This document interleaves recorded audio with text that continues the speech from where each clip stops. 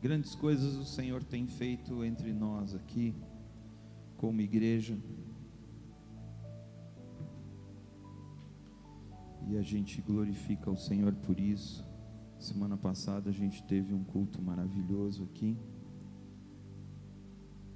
E a gente sabe que hoje será igualmente maravilhoso. As coisas que Deus tem feito através da Igreja Essência é até um pouco chocante. É até um pouco chocante. Nós somos bem pequenos, mas cheios da presença do Senhor. E o que o Senhor tem feito através desse lugar, dessa igreja, tem impactado muito. E a gente ouve testemunhos assim surpreendentes.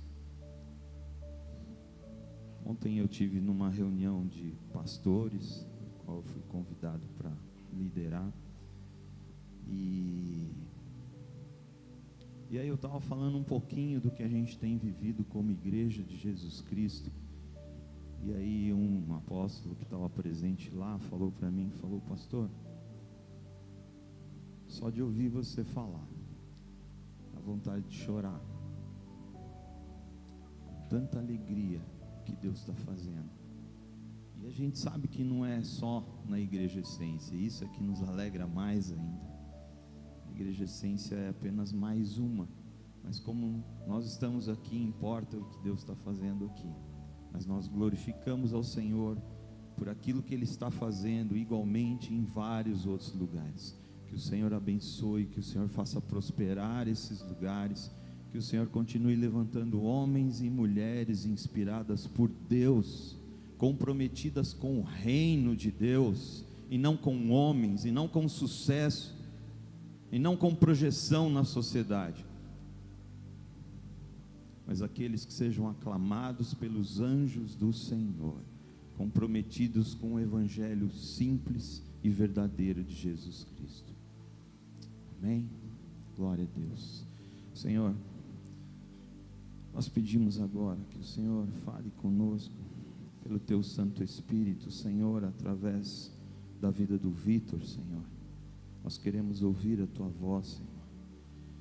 E nesse momento nós cancelamos toda interferência das trevas nesse lugar, com essas pessoas, com esses que estarão ouvindo essa mensagem. Que isso seja para edificar a vida de muitas pessoas, levar a salvação, Senhor. É o que nós te pedimos em nome de Jesus. Amém. Amém.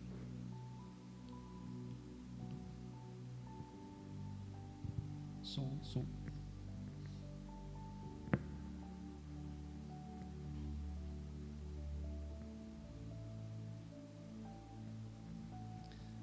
Bom dia, igreja. É sempre uma honra estar aqui. É sempre uma honra poder falar acerca da palavra de Deus, e é também uma grande responsabilidade. Eu sinto isso todas as vezes que eu sou chamado, convidado a estar aqui. Semana passada nós tivemos um culto aqui maravilhoso. Não é diferente hoje, como o Dani falou. E eu saí daqui a semana passada impactado e com várias questões, várias perguntas a Deus acerca desse lugar da sua glória. E hoje nós abrimos o culto exatamente assim.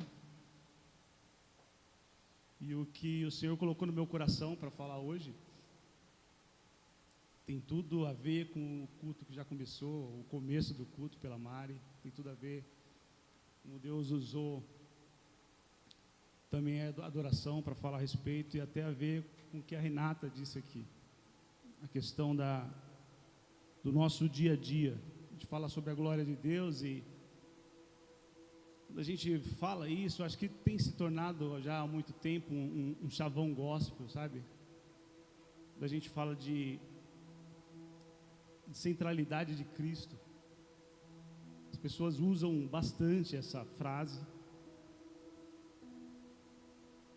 quando falamos sobre isso, parece que se trata de algo teológico, assim.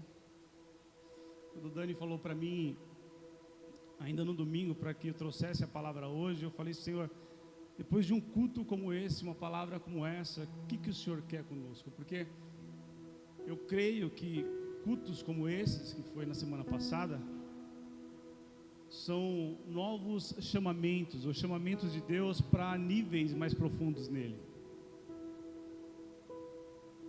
E eu conversei com o Senhor a semana inteira a respeito disso, e fui escrevendo algumas coisas, mas não fui sentindo no coração que era aquilo. E tem muito essa questão teológica da centralidade de Deus. E o Senhor também tem me apertado em relação a essas questões de palavra, de pregar, de criar, construir uma palavra. Antigamente eu tinha uma palavra disponível e trazia, essa aqui para domingo eu acho que é bom. E o Senhor confirmava.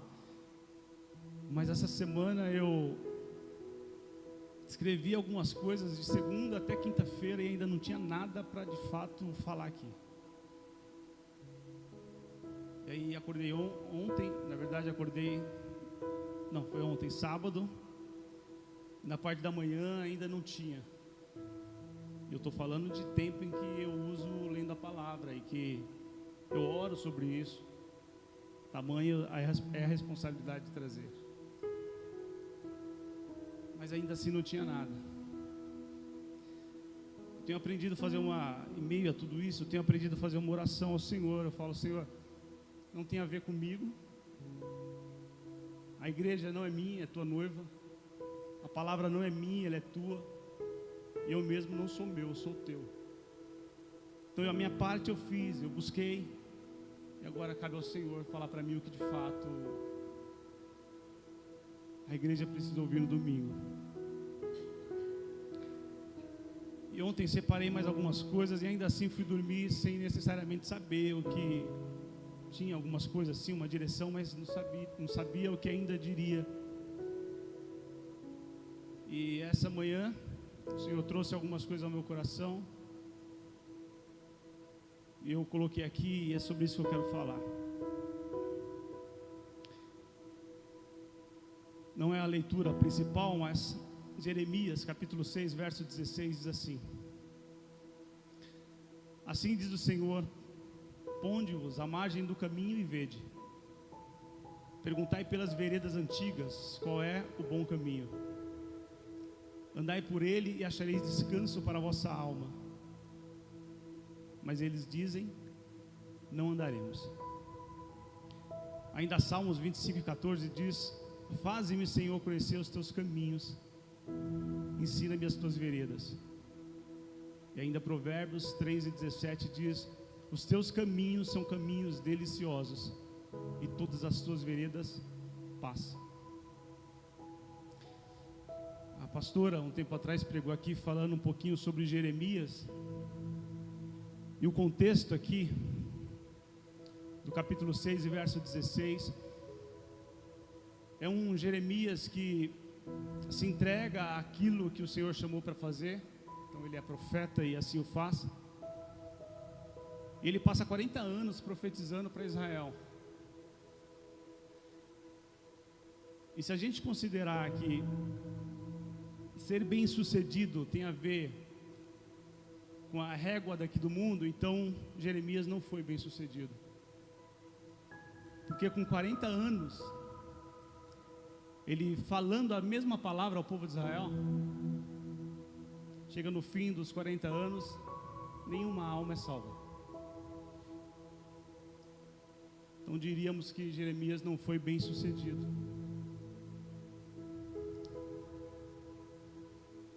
Porém, todas as palavras nas quais Jeremias falou para o povo de Israel foram palavras nas quais Deus mandou que ele falasse. Isso já muda a nossa forma de pensar em relação ao que é ou não bem sucedido, ou o que é sucesso.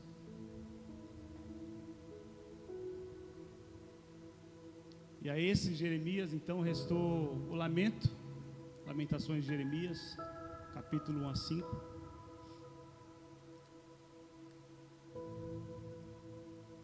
E o que ele fala no contexto aqui é acerca da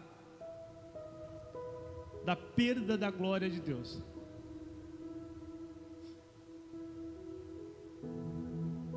O resumo aqui é: a glória de Deus havia abandonado o povo de Israel.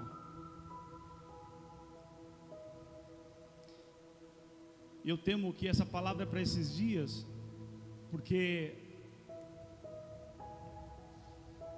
há muitas e tantas igrejas, há tantas denominações que continuam fazendo as mesmas coisas. Eles aprenderam acerca do formato e da forma, porém eles fazem de forma repetitiva,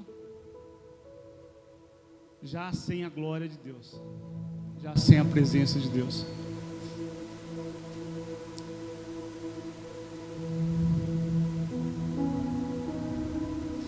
E quando a gente fala a respeito da casa de Deus ou da glória de Deus, a gente está falando, a gente lembra de Neemias e Esdras, que foram usados por Deus para reconstrução dos muros e do templo.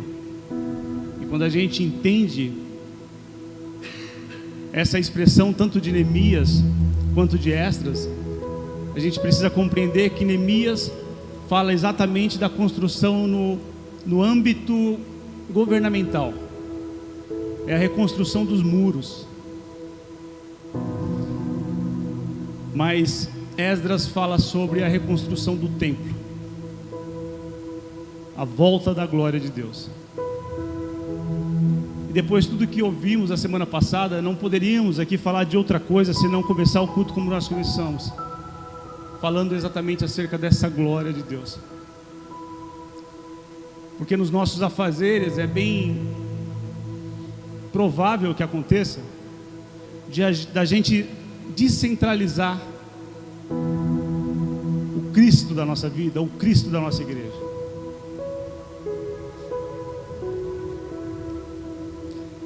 A gente por vezes considera aquilo que é falado em Mateus, onde estiver 2 ou 3 reunidos, eu também estarei, e a gente considera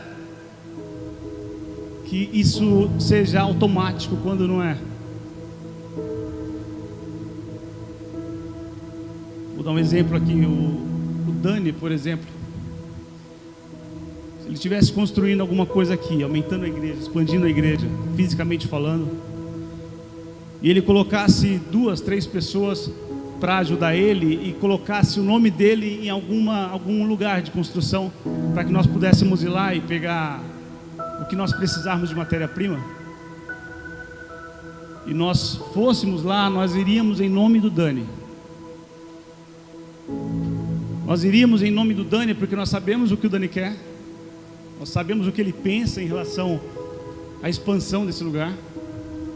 Então há um conhecimento nosso em relação ao Dani, por isso que nós conseguimos ir lá, mas nós vamos lá em nome dele. E quando nós falamos a respeito de Mateus, a respeito dessa frase, desse texto, onde estiver 2 ou 3 reunidos, nós não podemos esquecer que não é só a reunião em si, mas é a reunião em nome de alguém. E se nós não estivermos reunidos em nome de alguém,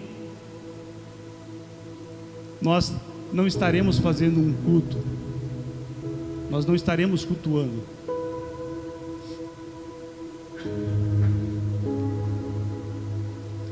E quando Jeremias fala a respeito dessa glória que foi levada,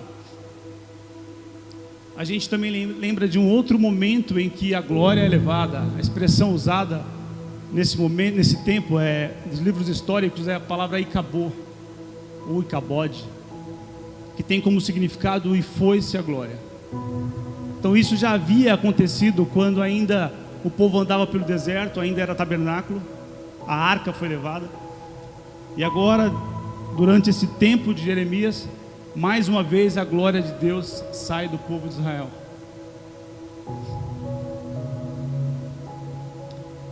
E se aconteceu isso no tabernáculo e também depois no templo, o que nós podemos dizer de agora, onde o templo somos nós?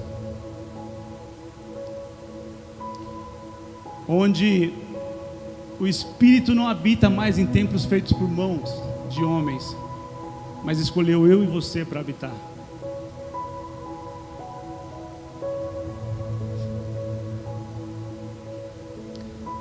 quando falamos a respeito de centralidade de Cristo,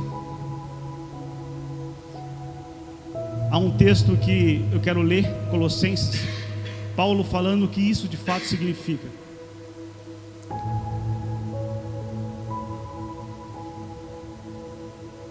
Colossenses 1, do 13 ao 23.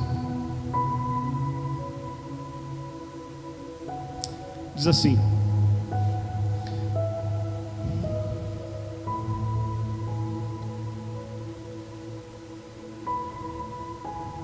Ele nos libertou do império das trevas e nos transportou para o reino do Filho do seu amor, no qual temos a redenção, a remissão dos pecados.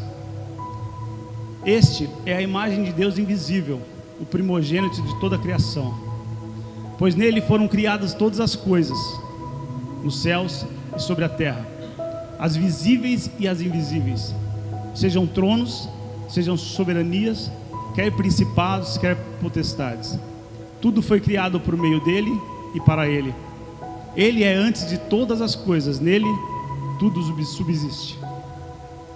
Ele é a cabeça do corpo da igreja, ele é o princípio, o primogênito entre os mortos, para em todas as coisas ter a primazia.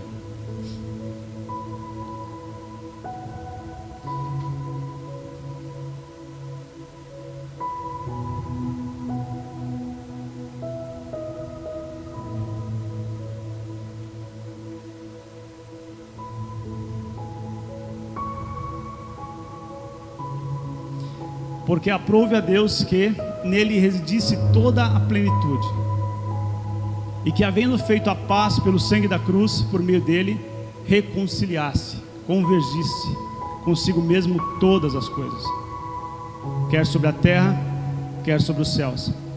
E a vós outros também, que outrora éreis estranhos e inimigos no entendimento pelas vossas obras malignas, agora, porém, vos reconciliou no corpo da sua carne, mediante a sua morte, para apresentar-vos perante ele santos, inculpáveis e irrepreensíveis. Se é que permaneceis na fé, alicerçados e firmes, não vos deixando afastar da esperança do evangelho que ouvistes e que foi pregado a toda criatura debaixo dos céus, e do qual eu, Paulo, me tornei ministro. O que esse texto nos fala, nos lembra, é que não existe nada que fora feito senão por meio dele, e que todas as coisas subsistem nele.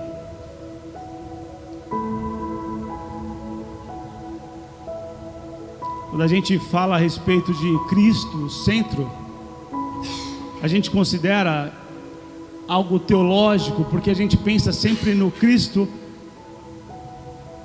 a partir da crucificação, da ressurreição e da glorificação. Mas é importante a gente lembrar que antes mesmo de Cristo ser o centro de todas as coisas, nessas questões de crucificação, ressurreição e glorificação, ele foi também o Cristo, ou o meio, ou o centro de outras tantas coisas nas quais hoje nós passamos nos nossos dias comuns, no nosso dia a dia.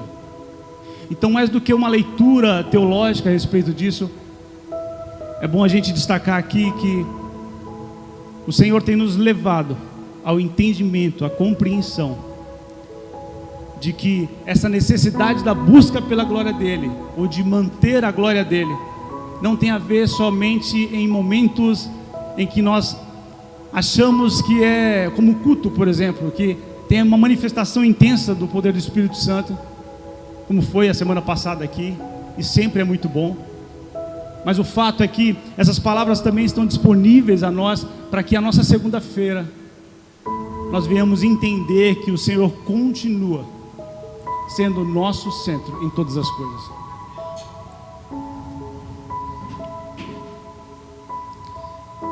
Enquanto eu preparava essa mensagem sem saber exatamente o que eu ia ler ou o que ia colocar como base de texto, o Senhor me levou para João capítulo 8, verso 1 a 11, e eu tentava entender o que esse tema da mulher adúltera tem a ver com a questão da glória de Deus no nosso dia a dia. E é sobre isso que eu vou falar.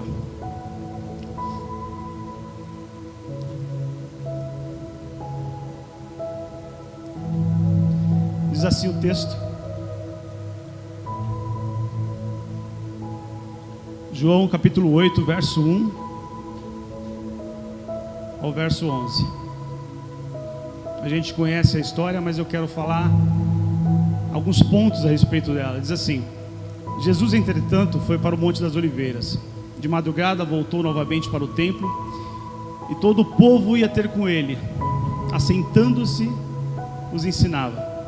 Os escribas e fariseus trouxeram à sua presença uma mulher surpreendida em adultério, e fazendo-a ficar de pé no meio de todos, disseram a Jesus: Mestre, esta mulher foi apanhada em flagrante adultério, e na lei de Moisés mandou que tais mulheres sejam apedrejadas. Tu, pois, o que dizes? Isto diziam eles, tentando para terem do que acusar. Mas Jesus, inclinando-se, escrevia na terra com o dedo. Como insistissem na pergunta, Jesus se levantou e lhes disse: Aquele que dentre vós estiver sem pecado, seja o primeiro que lhe atire a pedra. E tornando a inclinar-se, continuou a escrever no coração, a escrever no chão.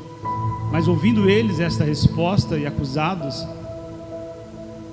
pela própria consciência, foram se retirando um a um, a começar pelos mais velhos até os últimos, ficando só Jesus e a mulher no meio onde estava. Erguendo-se Jesus e não vendo a ninguém mais além da mulher, perguntou-lhe: Mulher, onde estão aqueles teus acusadores? Ninguém te condenou? Respondeu ela: Ninguém, Senhor. Então lhe disse Jesus: Nem tampouco eu te condeno. Vá em paz e não peques mais.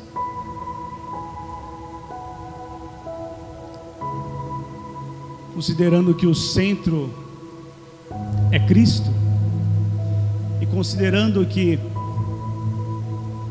nos últimos tempos, ou em todo o tempo, a religião tem se tornado o centro de muitas pessoas,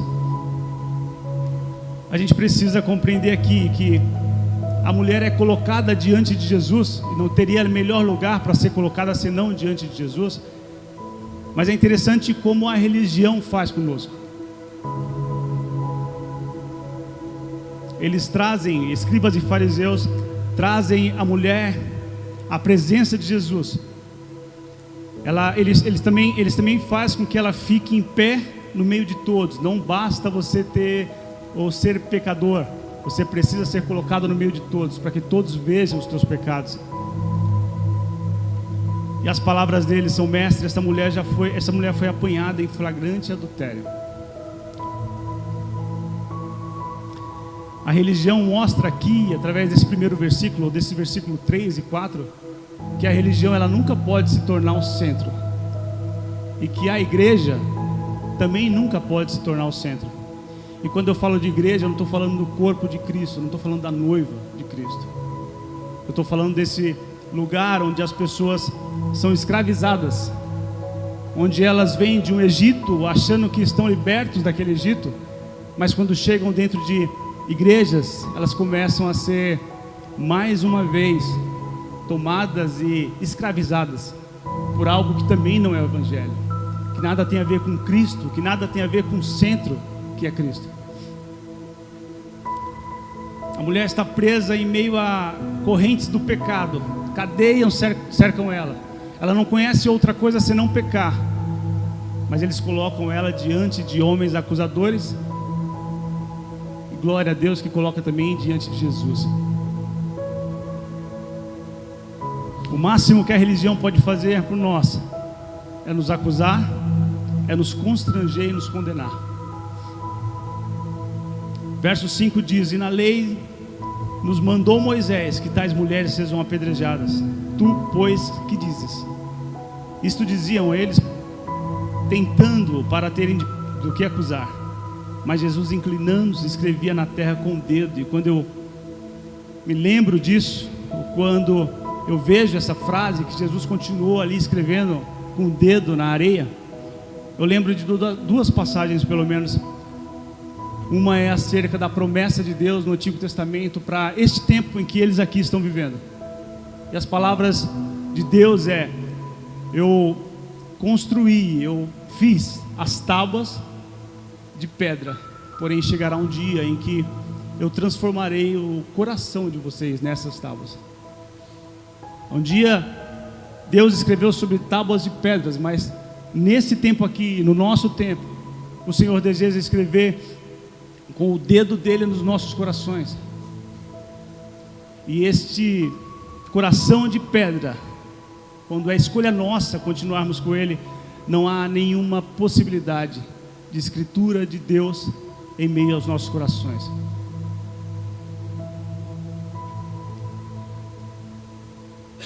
Quando Cristo não é o centro, até mesmo as promessas permanecem apenas como promessas. A promessa era com que os corações seriam as novas tábuas de Deus, escrita agora por Cristo. Isso era uma promessa. Mas diante de Jesus está uma mulher pecadora, e estão também homens nos quais sabem acusar, mas não permitem que os seus corações sejam renovados por algo novo da parte de Deus. Eles, como judeus, esperavam que o Messias viria, e o Messias veio e foi, e eles continuam por vezes esperando até hoje. A gente precisa tomar cuidado com isso, porque as manifestações do Espírito Santo e a presença de Jesus no nosso meio, ela precisa ser muito valorizada. Não tem a ver com o tamanho da igreja, não tem a ver com a quantidade de pessoas.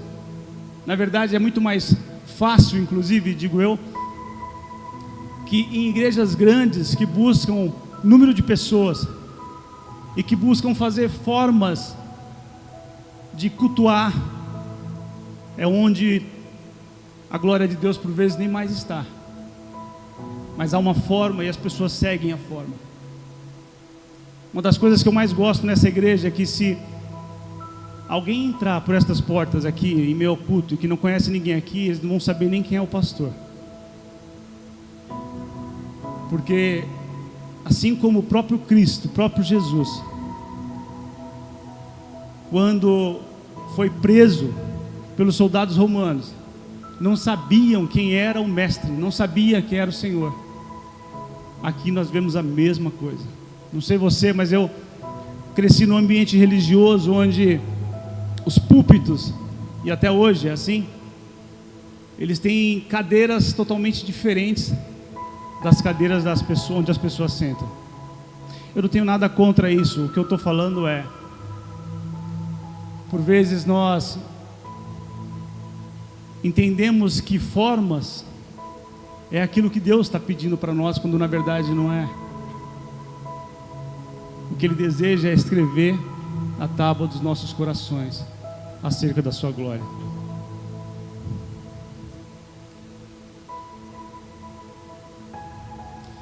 Tudo quanto colocarmos no centro das nossas vidas e que não for Jesus, alterará automaticamente o eixo principal da nossa existência. Há desequilíbrio quando Cristo não é o centro da nossa vida, ou da nossa igreja, ou da nossa comunidade. O problema, naquilo que eu falei em relação a Esdras e Neemias, é que a igreja de hoje, entende-se igreja institucional, ela tem buscado se envolver com governos, quando antes ainda não restaurou o templo. Ela tem tentado fazer com que os muros sejam construídos, e isso é a nível governamental, como eu falei, sem antes fazer com que a glória de Deus seja priorizada. Os versículos que nós lemos falam a respeito da primazia de Cristo. Será que nós temos considerado que Cristo é a nossa primazia? Não nas questões teológicas, como eu já falei, mas no nosso dia a dia, nos dias comuns. Será que Cristo tem sido a nossa primazia?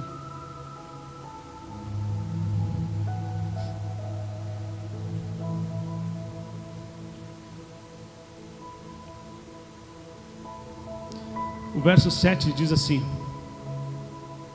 eles continuaram ali indagando Jesus. Jesus escrevia na parede, Jesus escrevia no chão, e eles continuaram ali pressionando Jesus para dar uma resposta. O verso 7 diz: como insistissem na pergunta, Jesus se levantou e lhes disse: aquele que dentre vós estiver em pecado, seja o primeiro que lhe atire pedra. Esse versículo me faz, não só esse versículo, mas todo o Evangelho e também o livro de Hebreus, que fala muito a respeito da humanidade de Cristo, aí me faz pensar acerca do amor desse Cristo, ainda que para esses que são taxados como religiosos, ou são de fato religiosos. Porque nós podemos sim entender aqui que o que Jesus está falando é: vocês condenaram ela, então agora eu vou condenar vocês. Mas as palavras de Jesus aqui não é isso. Quando ele fala: aquele que dentre vós estiver sem pecado, seja o primeiro a lhe atirar pedra. Quando a gente olha na ótica da religião, a gente pode até pensar que Jesus está fazendo isso, mas Jesus não se colocaria no mesmo nível deles. Jesus não é aquele que acusa. Mas quando ele fala essas palavras, eu lembro daquele texto que nós sempre usamos aqui em relação à Santa Ceia. O que Jesus está dizendo aqui é: prestem atenção, examine vocês, o coração de vocês. Jesus não está indo contra eles por conta daquilo que eles conheciam, embora a intenção deles era maligna. Mas o que Jesus está dizendo aqui é: ok, então atirem a pedra, mas antes disso, visitem o coração, examinem o coração de vocês. Para Jesus, a mulher é importante, mas para Jesus, os religiosos são importantes. Ele sempre confrontou a mentalidade, os pensamentos dos religiosos, mas não a pessoa dos religiosos. Jesus não os envergonhou, não expôs os pecados deles, mas ele colocou a consciência deles, e a própria consciência deles os envergonhou. Verso 8 diz: e tornando a inclinar-se, continuou escrevendo no chão. E é interessante que o título desse João capítulo 8 é a mulher adúltera, e eu discordo de vários títulos que temos na Bíblia. A gente sabe que não é algo de fato escrito por Deus, mas é criado, assim como os capítulos são, era tudo uma coisa só no texto original. Mas Jesus aqui, ele se volta a escrever novamente. Enquanto ele faz isso, os homens se confrontam eles mesmos e começam a olhar para eles e veem os pecados que há neles. Mas é interessante que diante de Jesus está a mulher e estão esses homens. Aqueles que são religiosos, que têm os seus corações no qual não é possível escrever mais nada, eles não conseguem permanecer na presença de Jesus. Por vezes, os lugares que Deus nos leva, em relação até a acusações que nós sofremos, não são lugares malignos, mas tem a ver às vezes até com o próprio Deus.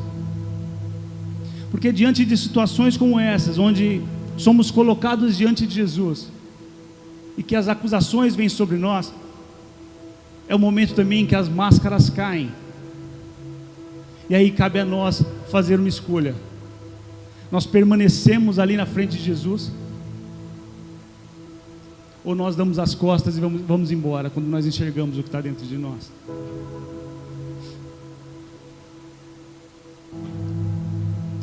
Eu mudaria o tema, o título desse João capítulo 8, e colocaria não só a mulher adúltera, mas eu colocaria a mulher adúltera e os homens adulterados. Porque a religiosidade, ela tem esse poder.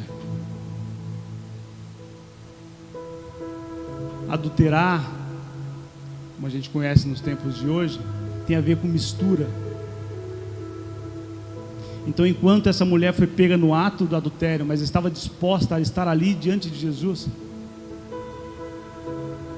aqueles nos quais tinham o coração adulterado não suportaram estar diante de Jesus e se retiraram. É importante falar isso porque no nosso dia a dia o inimigo tenta nos acusar de várias formas. E quando a gente compreende palavras como essa no nosso dia a dia, onde não dá para esperar o domingo, a gente começa a compreender o poder que há em nós quando temos Jesus como centro.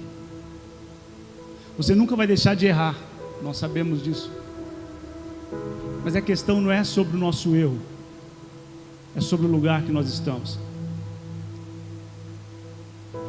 Quando nós temos Cristo como centro e todas as outras coisas são periféricas, então todas elas sofrem a presença desse Deus em nós, desse Cristo em nós. Mas quando nós descentralizamos Cristo e colocamos qualquer outra coisa como centro, e o Cristo se torna periférico, então essas acusações do diabo, elas começam a ter lugar em nós. Eu tenho nesses últimos tempos, e agradeço a Deus por essa igreja e pela vida dos nossos pastores, mas eu tenho nesses últimos tempos cresci na igreja, mas eu tenho nesses últimos tempos vivido coisas nas quais eu nunca pensei que poderia viver, nessa questão de por vezes saber, eu senti a presença do inimigo ali, e nem sempre nós temos o Dani do lado. Há coisas nas quais o Senhor quer nos levar a amadurecimento espiritual, para que em situações como essas nós saibamos exatamente onde estamos, e por saber onde estamos, nós sabemos o que dizemos, dissermos a Deus.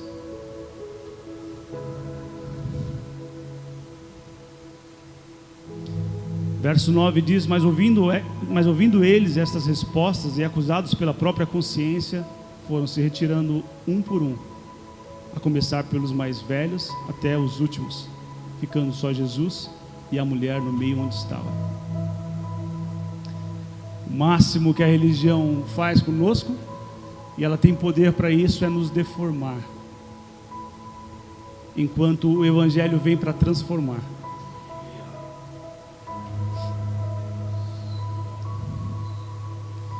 Por isso que por vezes a queda das máscaras são na verdade bênçãos, porque nos coloca nu diante de Jesus. E colocando-nos nu diante de Jesus, só vai depender agora do nosso coração, se ele está petrificado, ou se nesse andar nosso dentro do Evangelho nós temos aprendido acerca de sensibilidade.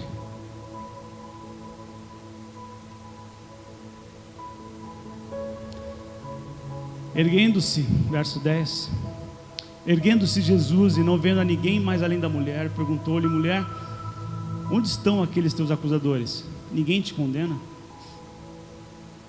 Quando eu falo que Cristo, quando eu coloco um tema que Cristo é o centro, ou o centro é Cristo, não a partir de um olhar teológico, mas a partir de um olhar diário, ele é centro de tudo quanto nós fazemos. Não tem nada no nosso dia a dia em que ele não precise estar presente. Quando eu digo isso, eu digo que antes mesmo de Cristo ser o centro, nessas questões de morte e de ressurreição e de glorificação, a situação na qual nós passamos, qual você passa, a dor na qual você passa, saiba que mesmo antes de ser glorificado, Ele tomou para si essas dores. Ele é o centro das dores. Isaías diz que, quando expressa acerca desse Cristo, ele fala assim: homem de dores. Então não há nada em nós, ou não há situação que nós passemos que Cristo antes não passou. É por isso que Ele precisa ser o nosso centro.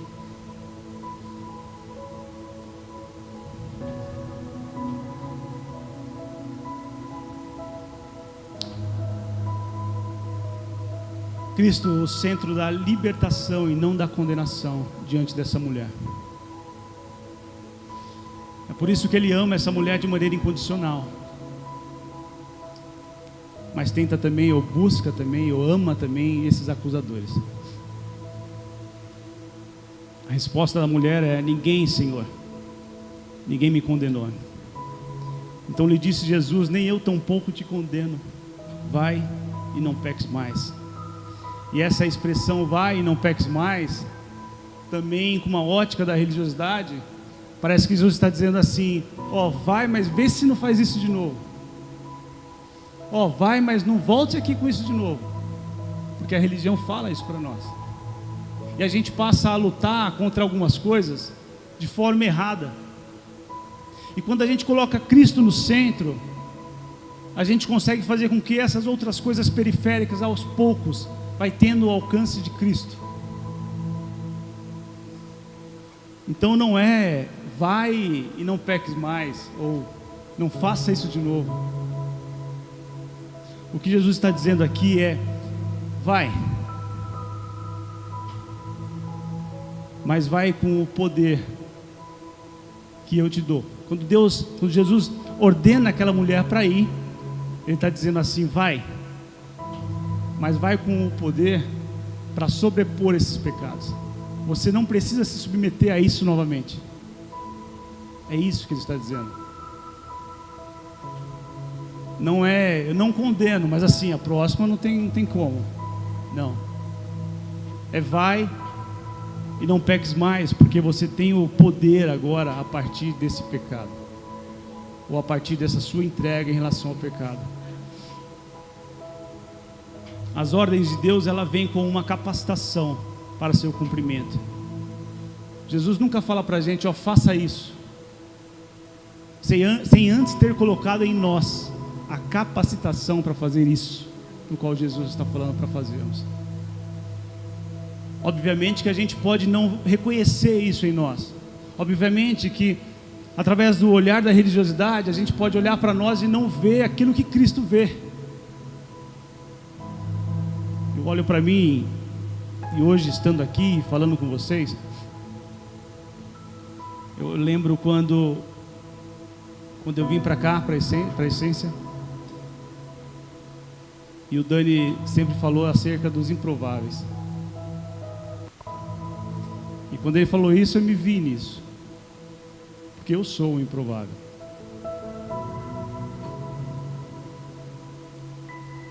Mas é interessante que o Dani e a Gabi via em mim, e certamente não só em mim, coisas nas quais nem eu mesmo conseguia ver.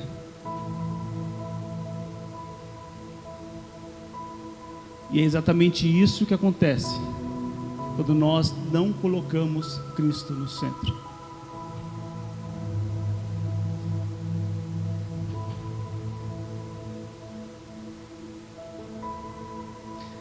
Há aqui então duas dimensões do perdão, que só pode vir dele. Você não vai encontrar na religiosidade. É redimir a culpa, é tirar o peso. 2, é tratar o coração. A salvação do Senhor, ela é completa. Ela é completa.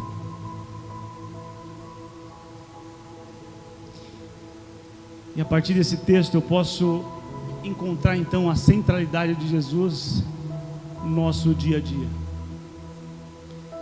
Porque Cristo aqui é o centro do perdão.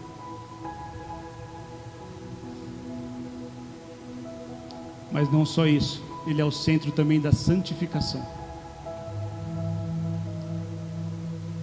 Santificação não é um esforço para uma forma de andar, mas é uma forma de andar com Cristo no centro.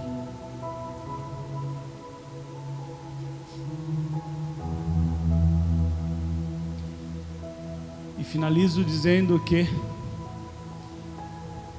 nesse nosso dia a dia, ou colocando Jesus no centro de todas as coisas no nosso dia a dia,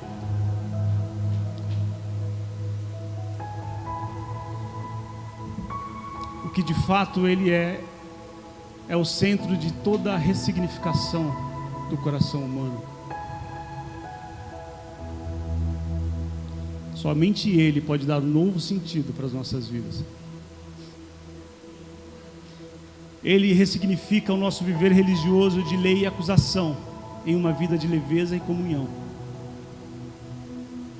Basta colocarmos como primazia, como centro de todas as coisas. Ele também ressignifica o pecador que busca preencher o vazio da alma com prazeres momentâneos, que era o caso dessa mulher. Basta aceitá-lo como centro da sua vida. Ele também é o centro que ressignifica a fé, quando ela já está fraca demais. E todos nós passamos por isso.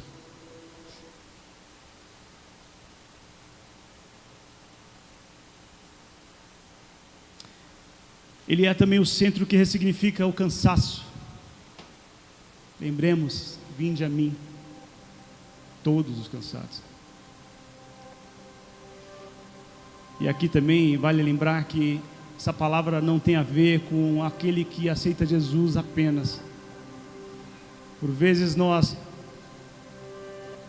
consideramos o ID de Jesus. E nós vamos e fazemos, e fazemos, e fazemos. E nos cansamos e continuamos fazendo, ainda que cansados. Mas o vinde a mim não é para aqueles que não o conhecem apenas. É vinde a mim os cansados. E o cansaço ele pega a gente. Nós somos suscetíveis ao cansaço. Mas quando Cristo é o centro, o nosso cansaço é revigorado.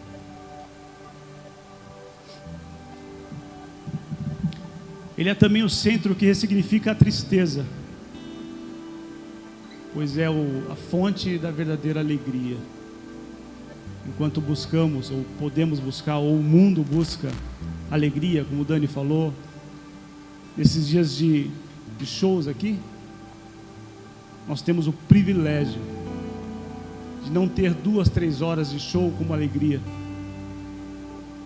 Nós temos o privilégio de não termos somente o domingo com uma motivação a mais de alegria por conta do culto que nós estamos. Mas é sobre a segunda, a terça, a quarta, a quinta e a sexta. Muitos aqui sabem do que eu estou falando.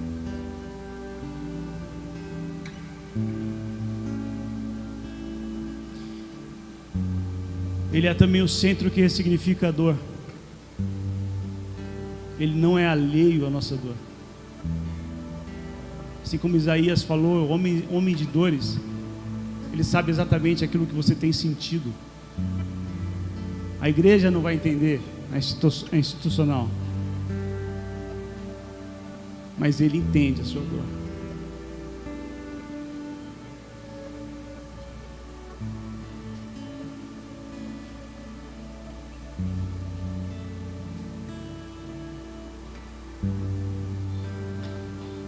Ele é também o centro que ressignifica a orfandade e a solidão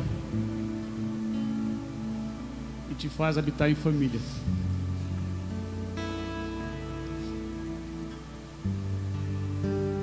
Alguns aqui sabem o que eu estou falando também em relação à solidão. Mas ele no centro, ele ressignifica a tua solidão. Ele não te livra dela, mas ela faz um novo sentido para a tua vida. Você lida com ela de maneira diferente. ela não tem mais o poder de aprisionar você, de oprimir você, porque ela é ressignificada quando Cristo é o centro.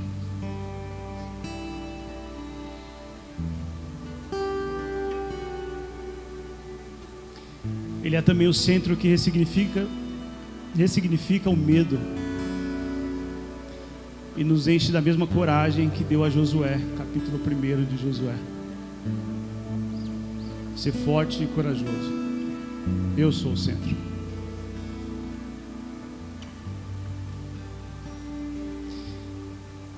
Ele ressignifica o ser igreja.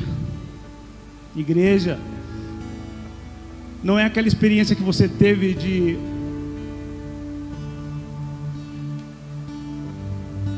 machucaduras. Isso não é igreja. Igreja não é o lugar onde você foi humilhado. Igreja é o que Ele, o centro de todas as coisas, tem construído em você após essas humilhações.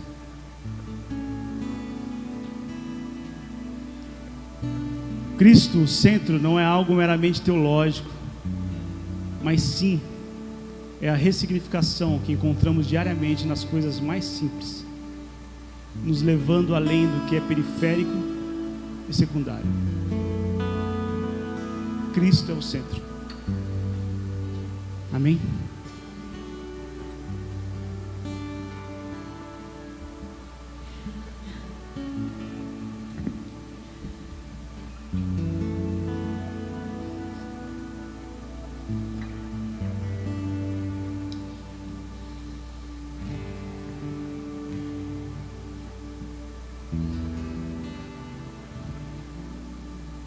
Curva a sua cabeça.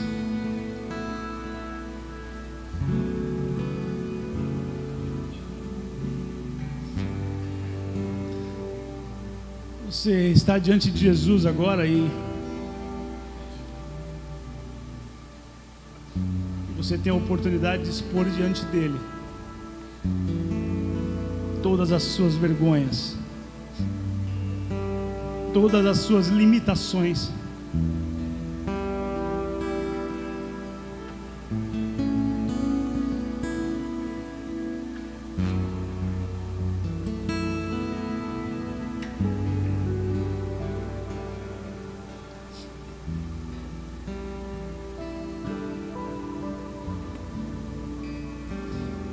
A palavra diz: entregue a Ele toda a sua ansiedade, porque Ele tem cuidado de vós.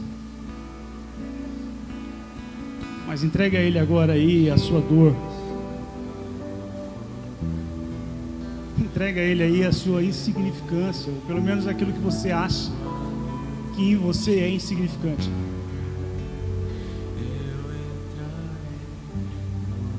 Entregue a Ele essa culpa que você carrega dia após dia, ainda que domingo a domingo indo para a igreja. Santo dos santos, em outro lugar. Hoje é o dia em que o Espírito Santo traz à sua memória que Ele é o centro da sua vida. E Ele como centro, a sua dor não é tirada, mas ela é ressignificada. A sua tristeza, ela não é tirada, mas ela é ressignificada. Há propósito nisso. Há propósito nisso. Isso que você tem passado, há propósito nisso. Sabe viver. Você só precisa colocar Cristo no centro. Permita que o seu coração nesse momento, se tiver qualquer resquício de pedras, seja totalmente tomado por esse centro chamado Jesus,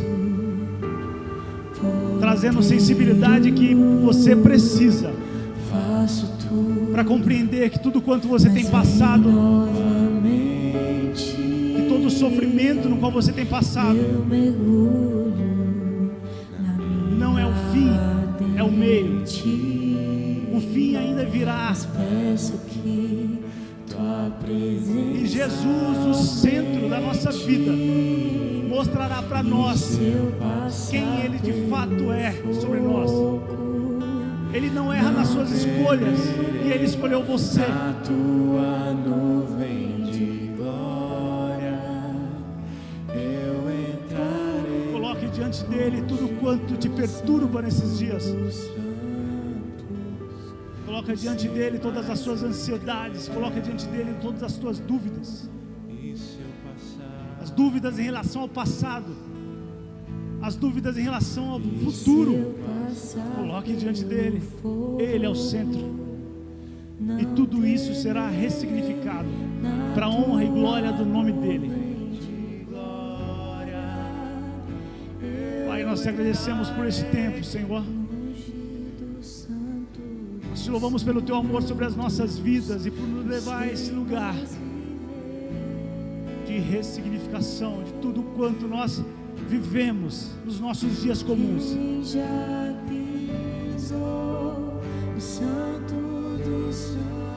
Nós não te agradecemos por aquilo que o Senhor nos dará, nós te agradecemos por aquilo que o Senhor já nos deu, Pai. E hoje também não é um mero culto, é um culto onde o teu Espírito, Pai, foi enviado para trabalhar desta forma, colocando sobre os corações novas perspectivas, novas ideias, novos projetos. É o culto onde o Senhor vem para ressignificar todos os nossos pensamentos acerca de quem Tu és e quem nós somos, Senhor. Por isso vem sobre nós, vem sobre nós, vem sobre nós de forma sobrenatural como Tu és.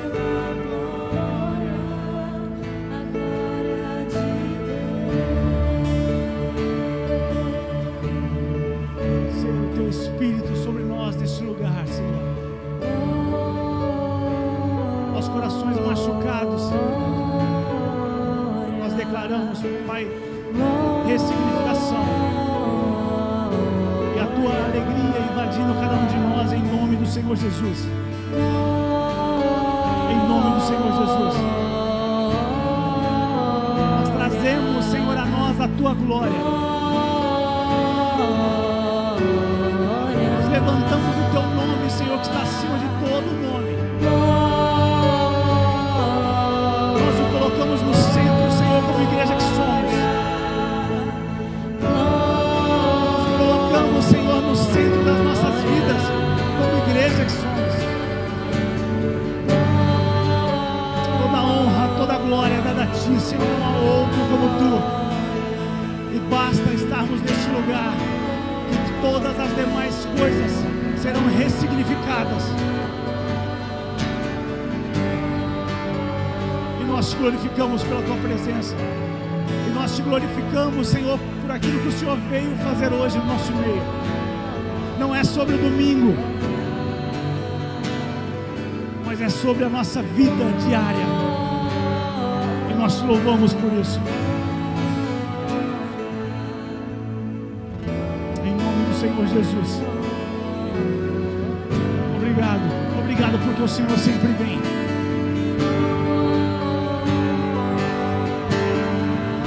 Obrigado porque nós não somos merecedores, mas o Teu Filho nos fez dignos de estarmos aqui na Sua presença. Obrigado.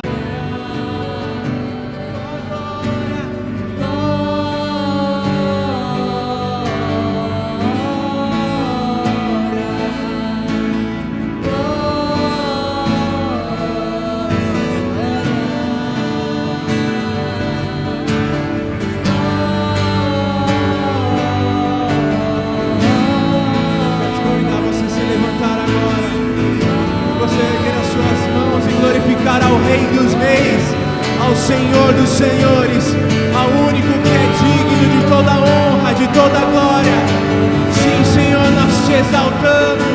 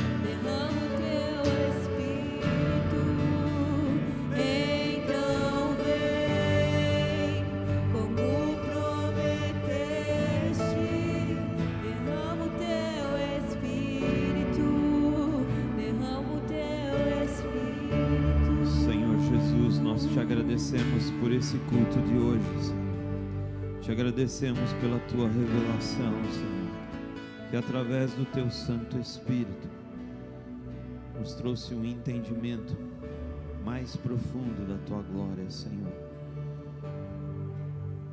Que tudo isso fique encravado em nossos corações, Senhor.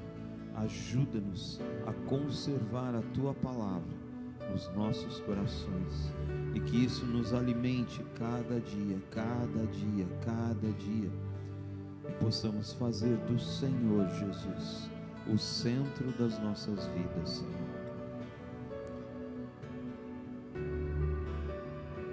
Que o Senhor nos abençoe, nos guarde, que tenhamos uma semana de grandes desafios, infindáveis vitórias, no poder do nome de Jesus. Deus te abençoe. Se em algum momento você precisar de nós, de hoje até domingo que vem, nós estamos disponíveis para vocês. Deus te abençoe.